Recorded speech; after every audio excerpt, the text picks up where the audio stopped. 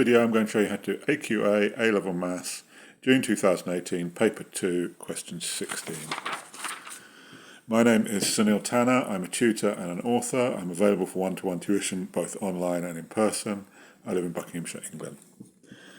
In this question, use g is equal to 9.81 meters per second square. The particle is projected with initial speed u at an angle of 35 degrees above the horizontal.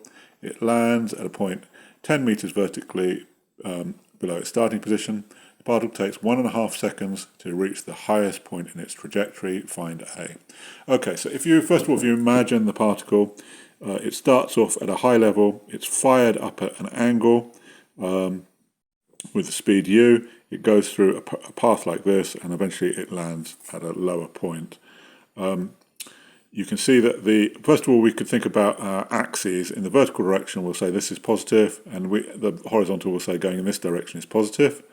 Now, if you think about its initial velocity, it has both a vertical and a horizontal component. So if you drew a little right-angled triangle here, you could see that the u would be the hypotenuse. The vertical component, since this angle is 35, would be u sine 35. A horizontal component, if we needed it, would u cos 35. Okay, there's also acceleration under gravity in the vertical direction going downwards, so going in this direction, and since it's in the opposite direction, we'll call it minus 9.81 in accordance with our axes. At the top of the flight here, at 1.5 seconds, we know v equals 0. So we can use the suvat equation, v equals u plus at for the top of the flight, and substitute in our values. V is 0, u is the vertical component is the original u times sine 35, and then it will be minus 9.81 times t. If we rearrange that to make, we know t is 1.5 as well. We can rearrange that to make u the subject. So 9.81 times 1.5 divided by sine 35 is u. And if we type that into our calculator, we get approximately 25.655, and I'll round it to 3 significant figures because it looks like all the information in the question is either 2 or 3 significant figures. So I'll say it's approximately 25.7, and of course it's a acceleration, so meters per second square, and I'll say 3 significant figures there.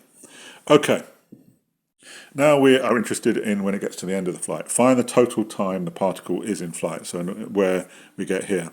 Now you can see it lands at a lower position. It tells us in the question that it lands 10 meters lower. So its displacement at that point in the vertical direction is s is minus 10.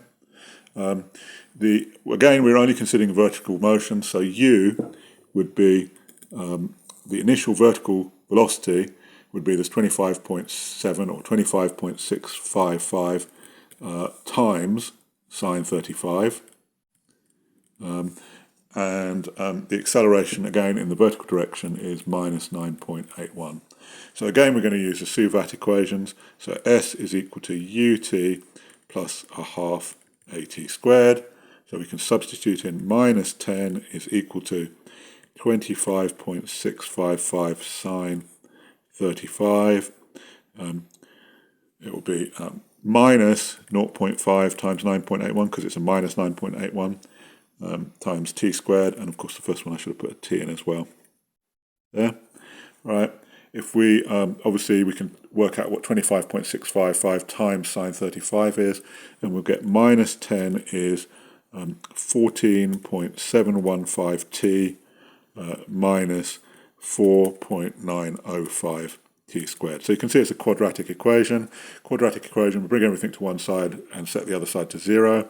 So bring it to the left-hand side, 4.905 t squared minus 14.715 t minus 10 is equal to 0.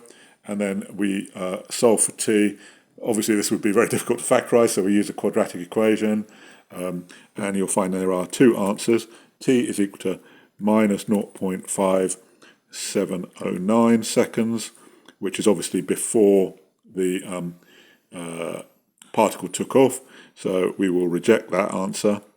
And the second answer is t is equal to 3.5709 seconds, which is the correct answer. So t is equal to three significant figures again, 3.57 seconds to three significant figures. And that concludes question 16.